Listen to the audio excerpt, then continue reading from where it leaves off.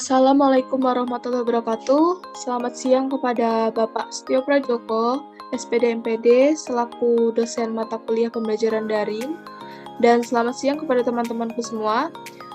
Kami dari kelompok 2 akan mempresentasikan materi tentang kebijakan pembelajaran daring, atau disebut juga dengan pembelajaran jarak jauh. Pembelajaran daring berpusat pada siswa, serta karakteristik pembelajaran daring. Dengan anggota kelompok kami, yaitu Elisha Zahra Yonawati, atau saya sendiri, Delik Maratus Solehah, Maranata Agustina, dan Nevi Cahya Rahmawati. Di sini akan menyampaikan cangkupan materinya, yaitu yang pertama, kebijakan pembelajaran daring atau pembelajaran jarak jauh. Yang kedua, pembelajaran daring berpusat pada siswa, serta karakteristik pembelajaran daring. Selanjutnya, yang pertama yaitu ada kebijakan pemerintah dalam pembelajaran daring. Menurut Surat Edaran Nomor 4 Tahun 2020 tentang pelaksanaan kebijakan pendidikan dalam masa darurat penyebaran COVID-19. Nah, di sini itu ada proses belajar dari rumah yang dapat dilaksanakan dengan ketentuan.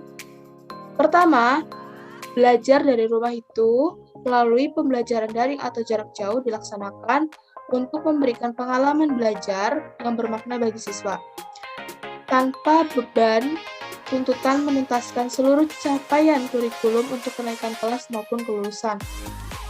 Nah, belajar dari rumah ini juga dapat difokuskan pada pendidikan kecakapan hidup antara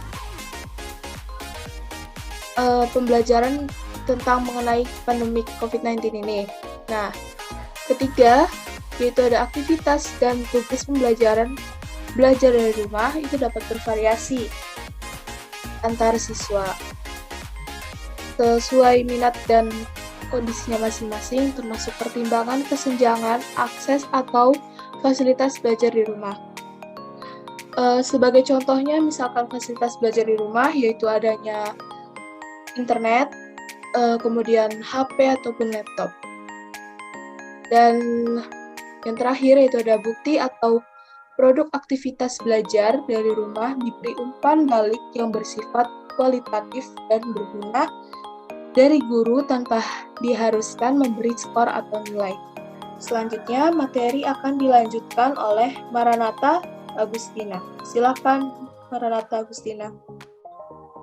Baik, saya akan melanjutkan presentasi dari Elisha Zahra. Yang kedua yaitu Surat Edaran Nomor 15 Tahun 2020 tentang pedoman penyelenggaraan belajar dari rumah dalam masa darurat penyebaran COVID-19. Yang A. Tujuan pelaksanaan belajar dari rumah. Pelaksanaan belajar dari rumah BDR selama darurat COVID-19 bertujuan untuk yang pertama, memastikan pemenuhan hak peserta didik untuk mendapatkan layanan pendidikan selama darurat COVID-19.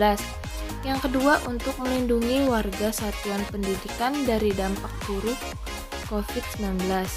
Yang ketiga, mencegah penyebaran dan penularan COVID-19 di satuan pendidikan.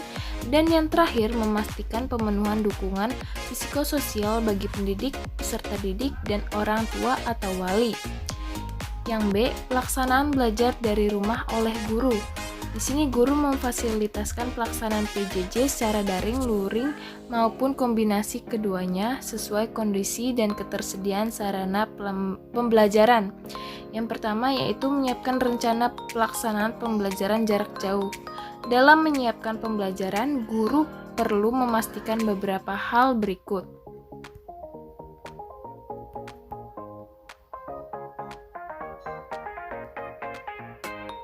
Yang pertama yaitu memastikan kompetensi pembelajaran yang ingin dicapai.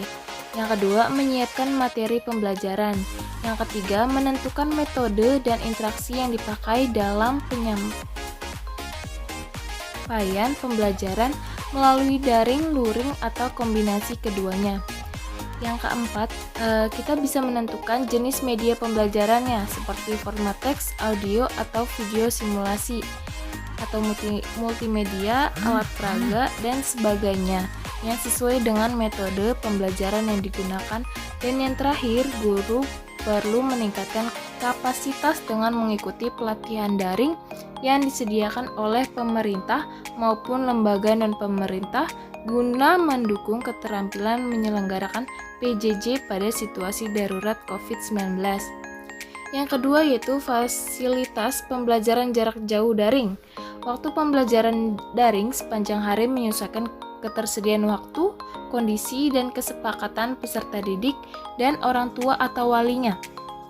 Jadi, proses pembelajaran daring itu terdiri atas tatap muka virtual melalui video conference, teleconference, dan atau diskusi dalam grup di media sosial atau aplikasi pesan. Yang kedua yaitu Learning Management System. Learning Management System merupakan sistem pengolahan pembelajaran terintegrasi secara daring melalui aplikasi.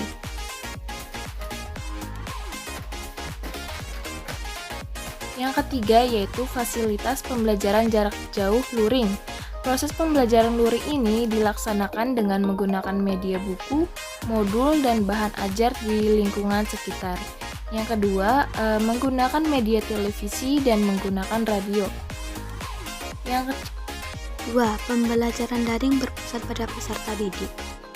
Pembelajaran berpusat pada peserta didik biasanya mengacu pada bentuk pembelajaran yang misalnya memberi peserta didik kesempatan untuk memimpin kegiatan pembelajaran, berpartisipasi lebih aktif dalam diskusi, merancang proyek pembelajaran mereka sendiri, mengeksplorasi topik yang menarik bagi mereka, dan umumnya berkontribusi pada desain pembelajaran.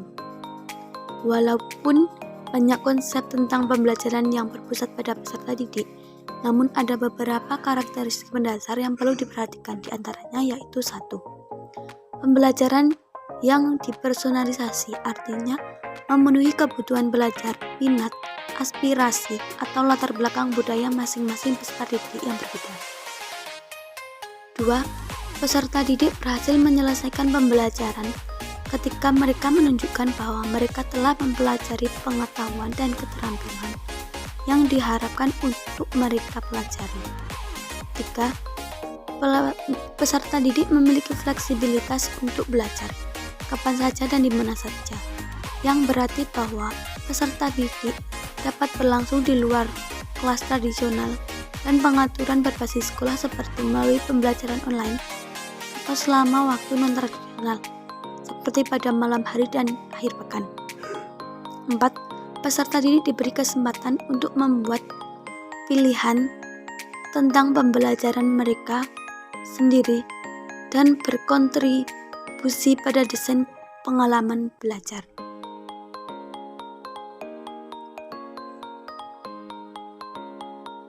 Tiga karakteristik atau ciri-ciri pembelajaran daring atau e-learning.